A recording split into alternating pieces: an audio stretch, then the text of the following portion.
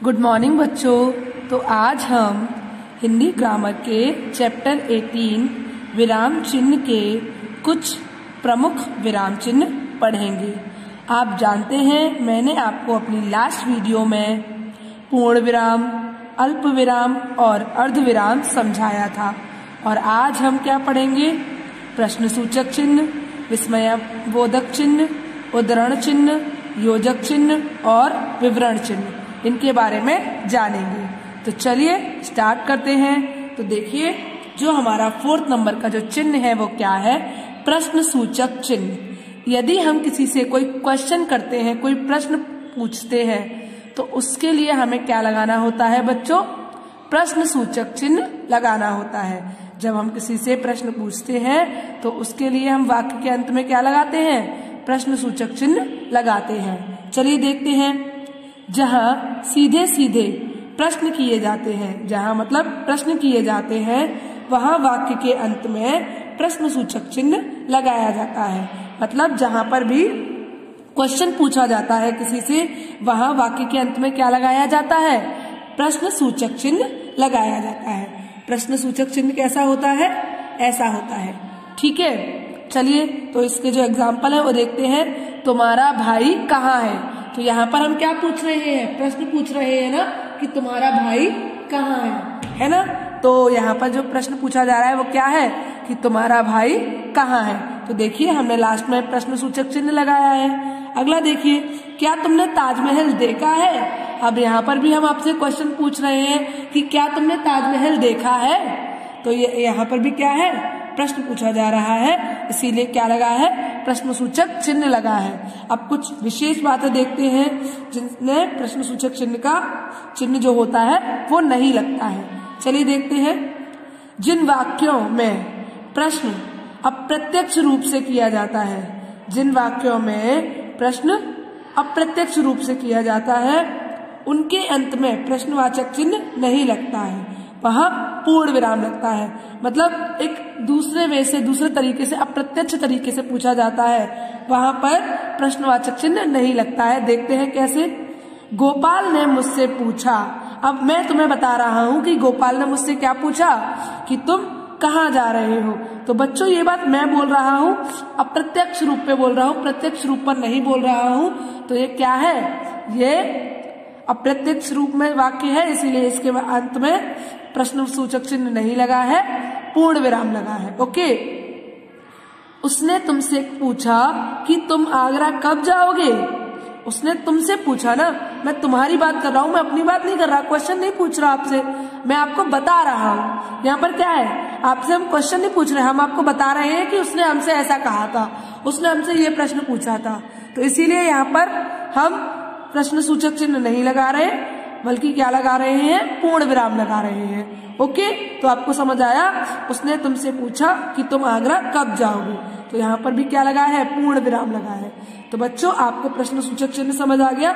चलिए तो अब हम अपना अगला चिन्ह देखते हैं। अगला चिन्ह क्या है हमारा? देखिए तो देखिए जो हमारा 5th नंबर का जो हमारा चिन्ह है वो है विस्मय बोधक चिन्ह।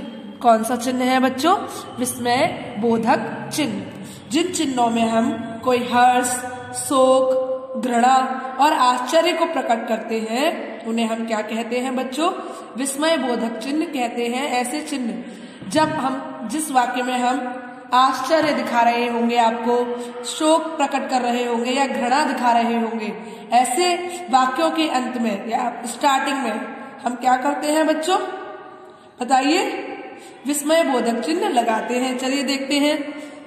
जिन वाक्यों में हर्ष, शोक, घृणा और आश्चर्य प्रकट किया जाता है, जिन वाक्यों में हर्ष, शोक, घृणा और आश्चर्य प्रकट किया जाता है, उनके अंत में विस्मय बोधक चिन्ह लगाया जाता है। जैसे अरे तुमने कमाल कर दिया।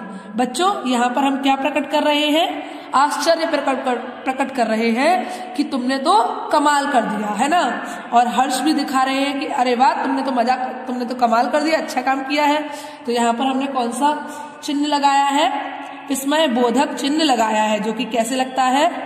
इस तरीके से लगाया जाता है। ठीक है, अगला देखिए। हे भगवान हमें बचाओ। यहाँ पर हम क्या प्रकट कर रहे हैं बताइए, बताइए। आश्चर्य। हे भगवान हमें बचाओ, हम भगवान से प्रार्थना कर रहे हैं कि हमें बचाओ। तो यहाँ पर भी हमने कौन सा चिन्ह लगाया है बताइए, विस्मय बोधक चिन्ह लगाया है। चलिए अगला देखते हैं। तो जो हमारा 6 नंबर का जो हमारा चिन्ह है वो क्या है, देखिए उद्धरण चिन्ह। क्या है? उद्धरण चिन्ह। जब किसी के कथन को ज्यों का त्यों उद्धृत किया जाए, मतलब जब किसी के कथन को जैसा है वैसे ही दोबारा बोल दिया जाए, उस कथन को उद्धरण चिन्हों के अंतर्गत रखते हैं। उस कथन को किसमें रखते हैं बच्चों? उद्धरण चिन्हों के अंतर्गत रखते हैं। जैसे कि यहाँ पर हम नेताजी की कही बात को कह रहे हैं, तो नेताजी ने कहा था तुम मुझे खून दो मैं तुम्हें आजादी दूंगा। तो यहाँ पर हम किसी दूसरे की बात को ज्यों की त्यों, मतलब जैसी है वैसी ही रख रहे हैं। तो ये हमारा यहाँ पर हमारा कौन सा चिन्ह लगा? उद्धरण चिन्ह। ठीक है, इसको हम किस में रखेंगे? उद्धरण चिन्ह के अंतर्गत रखेंगे। अगला देखिए, लाल बहादुर शास्त्री ने नारा दिया है जय जवान जय किसान। लाल बहादुर शास्त्री ने कौन सा नारा दिया है बच्चों? जय जवान जय किसान। तो आपको समझ आया कि हम उद्धरण चिन्ह का यूज कब करते हैं? जब किसी दूसरे व्यक्ति का कथन हम वैसा का वैसा ही रखते हैं, तो उस कथन के वो जो कथन होता है वो किसके अंतर्गत आता है? उद्धरण चिन्ह के अंतर्गत आता है। चलिए अगला देख लेते हैं। तो देखिए इसका जो ख नंबर का पॉइंट है वो क्या है? किसी कवि, लेखक, पुस्तक, पत्र, पत्रिका आदि के नाम को एक हरे उद्धरण चिन्ह में लिखते हैं। जैसे क्या कह रहे हैं यहाँ पर बच्चों? जो कवि होते हैं, लेखक होते हैं, उनकी जो पुस्तकें होती हैं, पत्र पत्रिकाएं होती हैं, उनका जब हम नाम लिखते हैं तो उनको एक हरे उद्धरण चिन्हों में लिखते हैं। कैसे लिखते हैं? एक हरे उद्धरण चिन्ह, मतलब उनको ब्रैकेट में लिखते हो ना, आपने देखा होगा हम ऊपर 2 कॉमा लगाते हैं, तो उसको ही हम बोलते हैं उद्धरण चिन्ह। ठीक है, देखिए क्या आपने प्रेमचंद्र का गोदान पढ़ा है? तो यहाँ पर देखिए प्रेमचंद्र क्या है? एक लेखक है और गोदान की पुस्तक का नाम है। ठीक है, तो क्या आपने प्रेमचंद्र का गोदान पढ़ा है? तो यहाँ पर बच्चों बताइए क्या हो रहा है? यहाँ पर आप पुस्तक और लेखक के नाम को एक हरे उद्धरण चिन्ह लगा रहे हैं। पुस्तक और लेखक के नाम के साथ क्या लगा रहे हो? एक हरे उद्धरण चिन्ह लगा रहे हो। चलिए अगला देखिए, मेरी कहानी इंद्रप्रस्थ भारती में प्रकाशित हुई है। मेरी कहानी कहाँ पर प्रकाशित हुई है? इंद्रप्रस्थ भारती। तो यहाँ पर ये 2 जो चिन्ह लगे हुए हैं ये कैसे चिन्ह है? उद्धरण चिन्ह है। तो आपको समझ आया, उद्धरण चिन्ह 2 तरीके से लगते हैं। या तो जब हम किसी की बात को ज्यों का त्यों रख देते हैं तब हम उद्धरण चिन्ह का यूज करते हैं, या फिर जब हम किसी पुस्तक या फिर किसी भी कवि की, लेखक की पुस्तक, पत्र पत्रिका में जब उनका नाम यूज करते हैं, नाम लिख रहे होते हैं, तो हम उनकी पत्रिका का नाम लिखने के लिए, उनकी पुस्तक का नाम लिखने के लिए, किसी कवि का नाम लिखने के लिए तो हम एक हरे उद्धरण चिन्ह का प्रयोग करते हैं। ओके, चलिए अगला देखते हैं। तो जो हमारा 7 नंबर का जो चिन्ह है वो है योजक चिन्ह। कौन सा चिन्ह है बच्चों? योजक चिन्ह।